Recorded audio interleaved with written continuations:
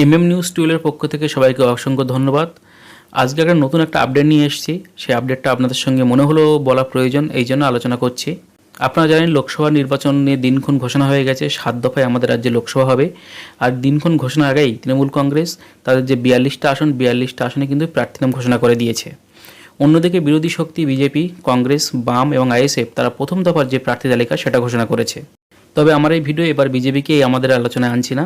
এখানে যে 3টে দল নিয়ে আলোচনা করছি সেটা হচ্ছে বাম, আইএসএফ এবং কংগ্রেস।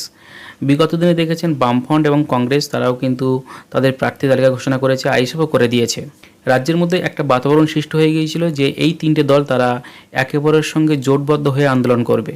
কিন্তু পক্ষান্তরে দেখা যাচ্ছে সিপিএম এবং কংগ্রেস তারা জোটবদ্ধ হয়েছে, কিন্তু আইএসএফ তারা এখনও জোটবদ্ধ হতে পারেনি। যে সিট ভাগাভাগি, সিট নিয়ে যে উভয় পক্ষের আলোচনা, সেই আলোচনায় এক জায়গায় হতে পারছে না বলেই আইএসএফ কিন্তু তারা নতুন করে প্রার্থীর নাম ঘোষণা করতে শুরু করে দিয়েছে। আইএসএফ অলরেডি মুর্শিদাবাদ, বারাসাত, বসিরহাট, ঝাড়গ্রাম, জয়নগর, শ্রীরামপুর, মালদা উত্তর, মথুরাপুর বিভিন্ন জায়গায় তাদের প্রার্থীর নাম ঘোষণা করে দিয়েছে। তবে যে 8টি লোকসভা কেন্দ্রে আইএসএফ প্রার্থী নাম ঘোষণা করেছে তার মধ্যে মেন যে কেন্দ্রবিন্দু হয়ে দাঁড়িয়ে সেটা হচ্ছে বসিরহাটে তাদের প্রার্থী হচ্ছে শহীদুল ইসলাম।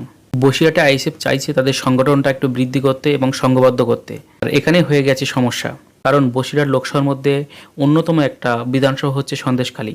আর এই সন্দেশখালী রাজ্যের অর্থাৎ দেশেরও এখন হট টপিক। বিরোধীরা তৃণমূল কংগ্রেসকে আক্রমণ করতে গেলে এই মুহূর্তে যে জায়গাটা সবার আগে আনছে সেটা হচ্ছে সন্দেশখালী। তবে বর্তমানে যে সন্দেশখালী আন্দোলন গড়ে উঠেছে সেই আন্দোলনের কিন্তু প্রধান মুখ হচ্ছে নিরাপদ সর্দার। বাম নেতা নিরাপদ সর্দারের নেতৃত্বে সন্দেশখালী আন্দোলন শুরু হয়েছে এবং বামফ্রন্ট তাদের যে হারানো জমি সেই জমি কিন্তু আস্তে আস্তে ফিরে পাচ্ছে। 2011 সালের পর থেকে বামফ্রন্টের তেমন ওখানে চিহ্ন ছিল না, যেসব পার্টি অফিসগুলো ছিল সব কিছু বন্ধ ছিল। এই মুহূর্তে বামফ্রন্ট কিন্তু নিরাপদ সর্দারের নেতৃত্বে সেই পার্টি অফিসগুলো খুলতে শুরু করে দিয়েছে এবং যারা পুরাতন নেতাকর্মী ছিল তারা কিন্তু এক এক করে নিরাপদ সর্দারের নেতৃত্বে এসে তৃণমূল কংগ্রেসের বিরুদ্ধে তারা কিন্তু লড়াই ঘোষণা করে দিয়েছে। এমন পরিস্থিতিতে বামফ্রন্ট চাইছে সন্দেশখালী তারা প্রার্থী দিতে। আর সন্দেশখালী তারা যদি এই মুহূর্তে প্রার্থী দেয় তাদের জেতার সম্ভাবনা কিন্তু অনেকটাই থেকে যাচ্ছে। বিগত 1 মাস যদি সন্দেশখালীর দিকে আমরা লক্ষ্য করি তাহলে দেখতে পাবো বামফ্রন্ট নিরাপদ সর্দারের নেতৃত্বে বা অন্যান্য নেতৃত্বকে কেন্দ্র করে যে মিটিং মিছিলগুলো করছে সেখানে কিন্তু তৃণমূল কংগ্রেস অতটা বাধা দিতে পারছে না, বা বামফ্রন্ট থেকে যে প্রশ্নগুলো তৃণমূলের বিরুদ্ধে করা হচ্ছে তৃণমূল কিন্তু তার সৎ উত্তর দিতে পারছে না, কারণ তারা মিটিং মিছিল করতেই পারছে না সেখানে। এমন এক পরিস্থিতি বামফ্রন্ট নেতা নিরাপদ সর্দারকে ওখানে যদি প্রার্থী করা হয় সেক্ষেত্রে কিন্তু বামফ্রন্টের ওই জায়গাটা বা ওই সিটটা নির্বাচনী ক্ষেত্রে জয়ী হওয়ার অনেকটা সুযোগ থাকছে। এখন দেখার সেখানে বামফ্রন্ট তাদের প্রার্থীর নাম দেয় কিনা, কারণ ওখানে আইএসএফ তাদের প্রার্থীর নাম ঘোষণা করে দিয়েছে। বামফ্রন্টও যদি ওই জায়গাটায় তাদের প্রার্থীর নাম ঘোষণা করে দেয় সেক্ষেত্রে আইএসএফের সঙ্গে যে বামফ্রন্টের জোট সেই জোটটা কিন্তু হবে না। আর এখানে উঠেছে প্রশ্ন, যদি বসিরহাট কেন্দ্রে বামফ্রন্ট যদি প্রার্থীর নাম ঘোষণা করে তাহলে কিন্তু যাদবপুর ও ডায়মন্ড হারবার এই দুইটি জায়গায় আইএসএফ তাদের প্রার্থীর নাম ঘোষণা করতে পারে। আবার যদি বামফ্রন্ট বসিরহাট কেন্দ্রে তাদের প্রার্থী না দেয় সেক্ষেত্রে একটা সমস্যার সৃষ্টি হতে পারে, কারণ বামফ্রন্টের দিকে লক্ষ্য রেখেই কিন্তু ওখানকার যে সাধারণ জনগণ তারা সিপিএমকে সমর্থন করতে শুরু করেছে। যদি সেখানে সিপিএম অর্থাৎ বামফ্রন্ট যদি প্রার্থী না দেয় তাহলে ওই যে একটা বিশাল অঙ্কের একটা জনগণ তারা কিন্তু তৃণমূল বিরোধী যে শক্তি, রাজ্যের এখন প্রধান শক্তি বিজেপি, সেই বিজেপির দিকে ঝুঁকবে, কারণ তারাও জানে তৃণমূলকে হারাতে গেলে এই মুহূর্তে বিজেপির প্রয়োজন। অতএব বামফ্রন্ট যদি সেখানে প্রার্থী না দেয় তাহলে কিন্তু একটা বিপুল পরিমাণের সংখ্যাগরিষ্ঠ মানুষ তারা কিন্তু বিজেপির দিক চলে যাবে।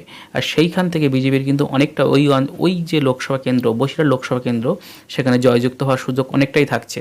আবার বামফ্রন্ট প্রার্থী দিলেও আইএসএফ এবং বামফ্রন্টের মধ্যে ভোট কাটাকাটি হবে, সেক্ষেত্রেও কিন্তু বিজেপি একটু হলেও পজিটিভ দিক দেখতে পারে।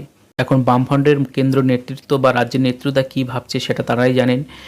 তবে আমরা মোটামুটি যেটুকু আমরা খবর পাচ্ছি বামফ্রন্ট কিন্তু বসিরহাটে প্রার্থী দেবে।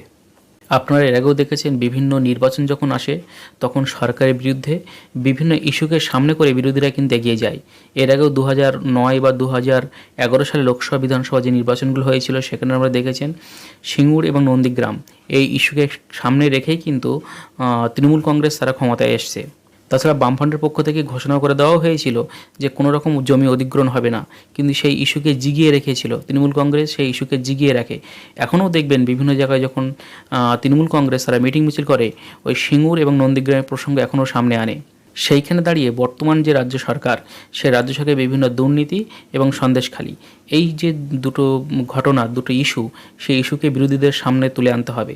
আর সেই বিরোধীদের বিশেষ করে সন্দেশখালি ইস্যু যে ঘটনাটা, সেই ঘটনাটাকে যদি রাজ্যে সারা জায়গায় ছড়িয়ে দেওয়ার যদি প্রসঙ্গ কারো থেকে থাকে, সেক্ষেত্রে নিরাপদ সর্দার কিন্তু 1 নম্বর মানুষ।